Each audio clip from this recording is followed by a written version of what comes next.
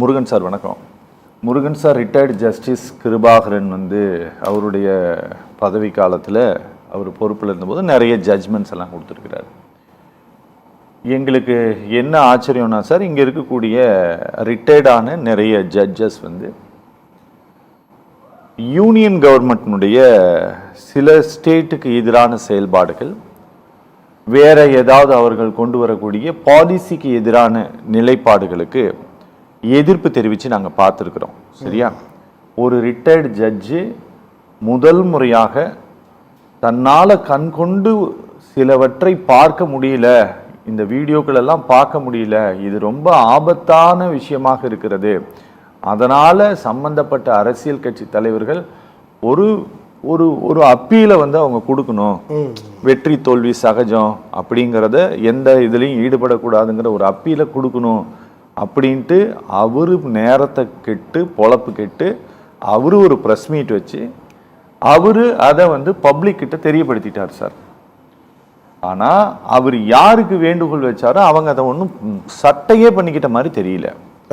ஆமாம், இதை இப்போ ஏதாவது ஒன்று நடந்து விட்டது அப்படின்னா அதுக்கான ரெஸ்பான்சிபிலிட்டி யாரு சார்? அந்த அந்த வீடியோ எடுத்து போட்ட பேரண்டா, இல்லை குழந்தைகளை பயன்படுத்திய சம்பந்தப்பட்ட பொலிட்டிக்கல் பார்ட்டியா?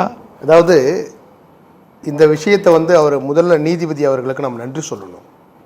இப்போ நீங்களோ நானோ ஏன் பதட்டம் அடைகிறோம் அப்படின்னா, ஒரு கோட்பாடு இல்லாமல் ஒரு ஜீரோ பிரின்சிபல்னு சொல்லுவாங்க. கோட்பாடே இல்லாமல் ஒரு சமுதாயத்தை நடத்த முடியுமா, ஒரு ஒரு தேசத்தை நடத்த முடியுமா, ஒரு ஸ்டேட்டை நடத்த முடியுமா அப்படின்னு ட்ரை பண்ணுறாங்க. அதாவது கோட்பாடற்ற ஒரு சமுதாயத்தை உருவாக்க வேண்டும்.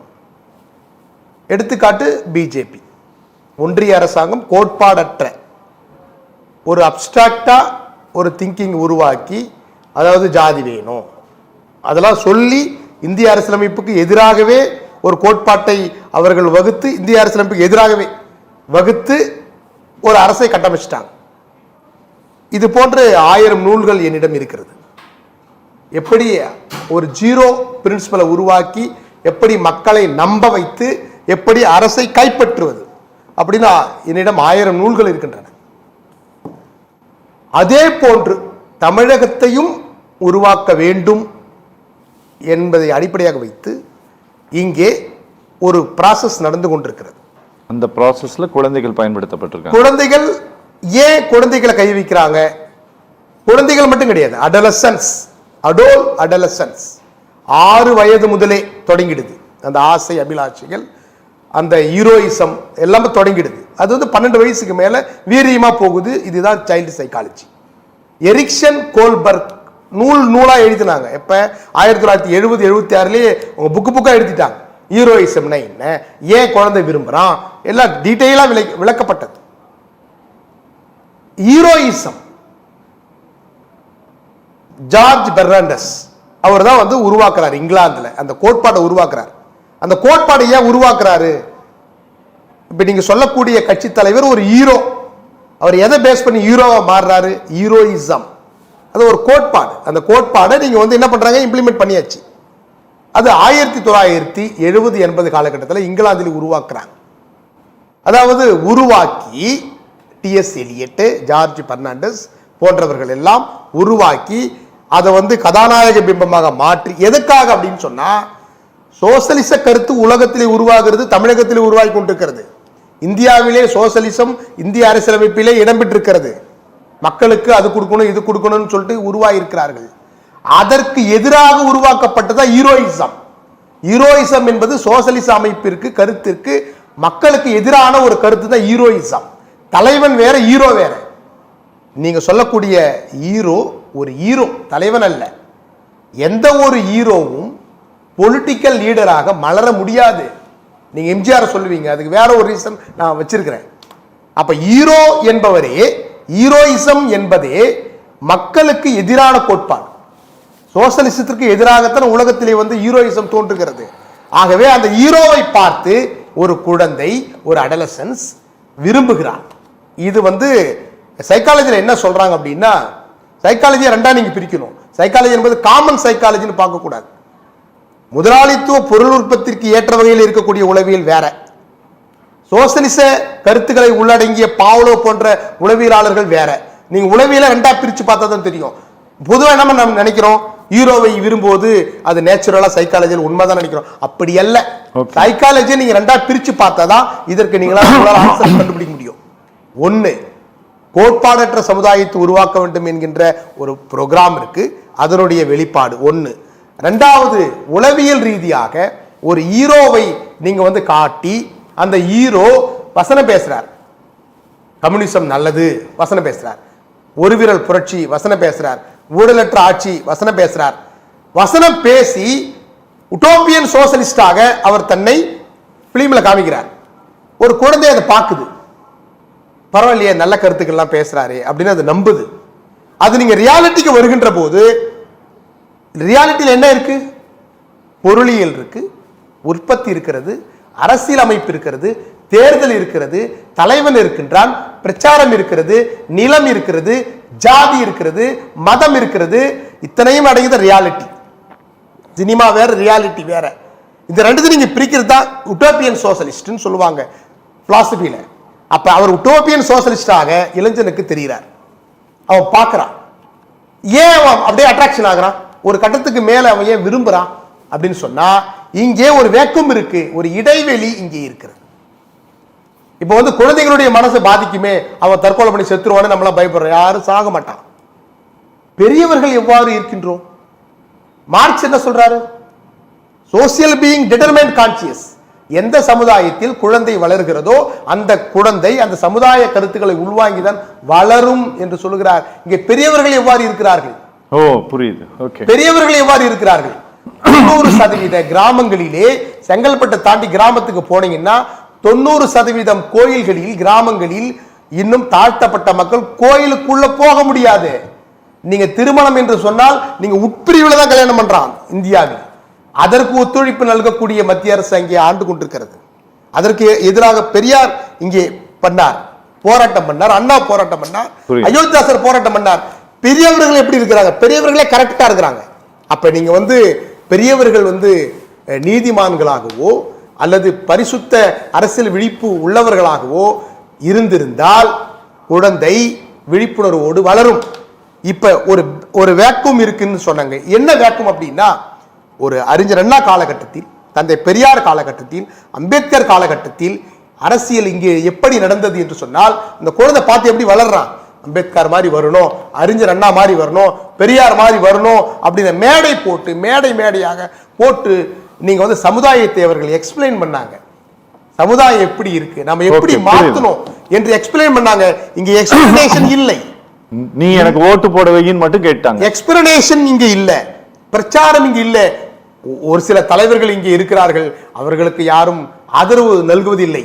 எனவே பெரியவர்களே இங்கு தெளிவற்று இருக்கின்ற போது குழந்தைகளை மிக எளிமையாக கபலீகரம் செய்து கொள்கிறார்கள். ஓகே ஓகே ஓகே சார், இந்த தமிழ்நாடு எலெக்ஷன், இந்த எலெக்ஷன்ல நடந்திருக்கக்கூடியதை இந்திய தேர்தல் ஆணையம் ஒரு முன்னுதாரண சார்தான் கம்ப்ளைண்ட், ஒரு முன்னுதாரண வழக்காக இதை எடுத்துக்கொள்ள வேண்டியது ரொம்ப அவசியமா சார்? கண்டிப்பா எடுத்துக்கணுங்க சார்.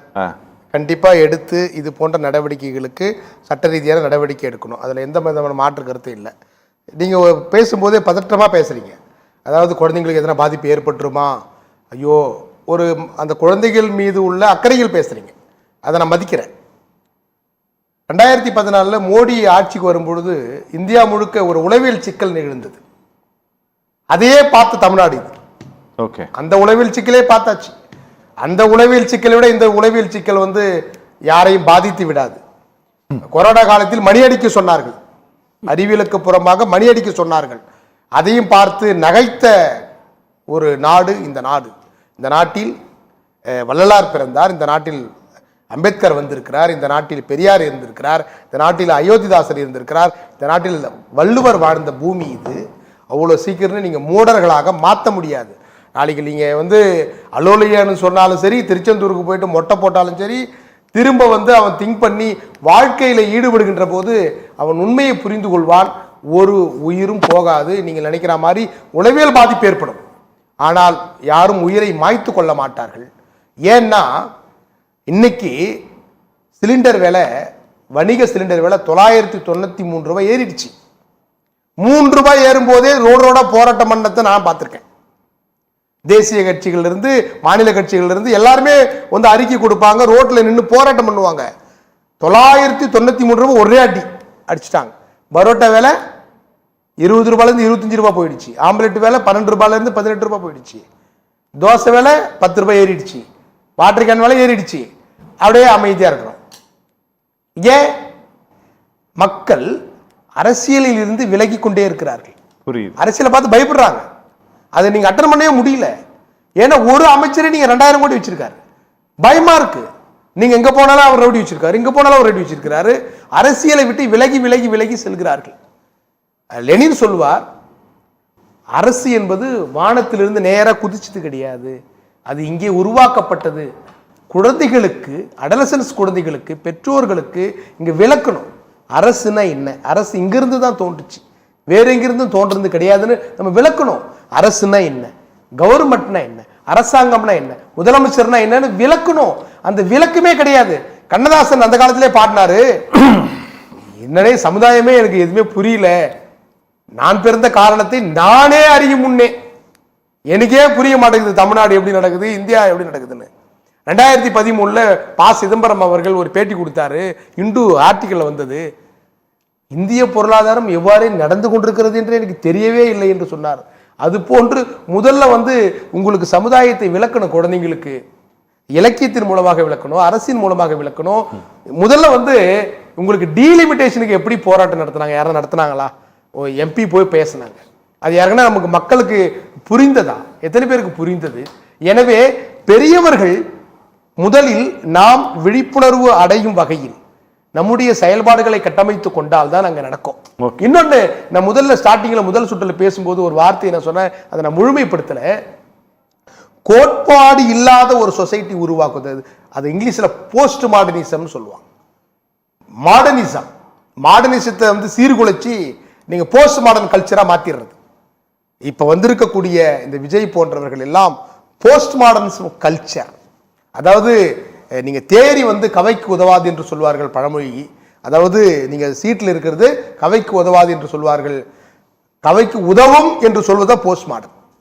அதாவது மக்கள் வந்து ஒன்றும் சேரக்கூடாது, எல்லாம் தனித்தனியா இருக்கணும். மக்கள் ஒவ்வொருத்தரும் ஒரு ராணுவம் தனித்தனியாக போய்விட வேண்டும், யாரும் எதையும் கேள்வி கேட்கக்கூடாது, அவன் தனித்தனியா இருக்கணும். போஸ்ட் மாடர்ன் கல்ச்சர் இதுதான் தேரி. அதான் தெரியுதா சொல்றாரு. அப்ப நீங்க என்ன மக்களுடைய மனதை எப்படி நீங்க கட்டமைச்சு வச்சிருக்கீங்க? யாரும் ஒண்ணு கூட கூடாது. 993 ரூபாய் ஏறிடுச்சு. நாளைக்கு 1000 ரூபாய் ஏறட்டும். பெட்ரோல் ஏறட்டும், 107 ரூபாய் ஏறட்டும், எது வேணாலும் ஏறட்டும். அப்படியே அமைதியாக இருக்கிறார்கள். அரசியல்வாதிகளும் அமைதியாக இருக்கிறார்கள். மக்கள் எப்படி வந்து விழிப்புணர்வு அடைந்து விடுவான்? மக்களுக்கும் விழிப்புணர்வு கிடையாது. அரசியல்வாதிகளும் ரோடாக நின்று போராட்டம் இன்னைக்கு ராகுல் காந்தி ஒரே ஒரு இன்டர்வியூ கொடுத்திருக்கிறாரு. தமிழக முதல்வர் ஒரு இன்டர்வியூ கொடுத்திருக்கிறாரு. எத்தனை போராட்டங்கள் தெருவெங்கும் நடந்தன. நீங்க நேற்று மே தினம் முடிஞ்சதுங்க. எத்தனை மே தின ஊர்வலங்கள் தமிழகத்தில் நடந்தன. கொஞ்சம் கொஞ்சமாக அப்படியே போயிட்டே இருக்கு. இன்னும் கொஞ்சம் உயிர் ஒட்டிக்கிட்டு இருக்கு தமிழகத்தில். திராவிட இயக்கங்கள் மூலமா கொஞ்சம் ஒட்டிக்கிட்டு இருக்கு. அதையும் கபலீகரம் பண்றாங்க. அந்த கொஞ்சம் ஒட்டிக்கிட்டு இருக்கு இல்லைங்களா, அதையும் நீங்க வந்து கபலீகரம் பண்ணி அடுத்த தலைமுறையை ஜீரோவாக மாற்றி நீங்கள் வந்து இங்க அமரணும். அமர்ந்து அங்கே எப்படி அமர்ந்து கொண்டு இந்திய அரசியலமைப்பை மாற்றுவேன் என்று துடித்துக் கொண்டிருக்கிறார்களோ, இந்திய மேப்பையே மாற்றுவேன் என்று துடித்துக் கொண்டிருக்கிறார்களோ, அது போன்று இது இப்ப புரோகிராம் கிடையாதுங்க. 2026 புரோகிராம் இது அல்ல, அது தொடக்கம்தான். இன்னும் ஒரு 15 ஆண்டுகளுக்கு பிறகு தமிழகத்தை எவ்வாறு ஜீரோவாக மாற்றுவது என்பதற்கான ஒரு தேரி தான் இது, ஒரு முன்னோட்டம் தான் இது.